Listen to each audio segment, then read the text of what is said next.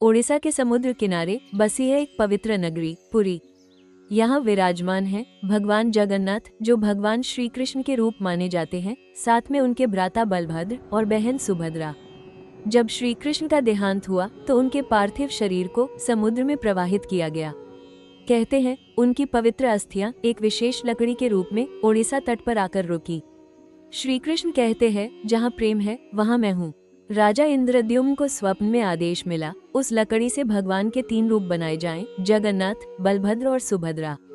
मूर्ति निर्माण का कार्य एक रहस्यमयी बढ़ई को सौंपा गया। उसने शर्त रखी, जब तक मैं कार्य करूं कोई द्वार नहीं खोलेगा, पर रानी गुंडिचा की चिंता ने उन्हें मजबूर किया और जैसे ही द्वार खोला गया, मूर्तियां अधूरी रह गई, बिना हाथ पैर के। परंतु प्रेम में पूर्णता नहीं देखी जाती, भक्ति में तो अधूरा भी संपूर्ण होता है। एक दिन बहन सुभद्रा ने आग्रह किया कि वो दोनों भाइयों के साथ नगर दर्शन करना चाहती है। भगवान मुस्कुराए और बोले, क्यों नहीं, वर्ष में एक बार हम सब नगर भ्रमण करेंगे। और यहीं से शुरू हुई रथ यात्रा।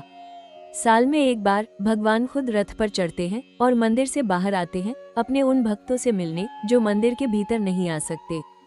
जगन्नाथ कहते हैं, जब भक्त मंदिर तक न आ सके तो भगवान खुद ही निकल पड़ते हैं भक्त के द्वार पर। रथ यात्रा के लिए 3 रथ तैयार होते हैं। नंदीघोष जगन्नाथ के लिए, तालध्वज बलराम के लिए, दर्पदलन सुभद्रा के लिए।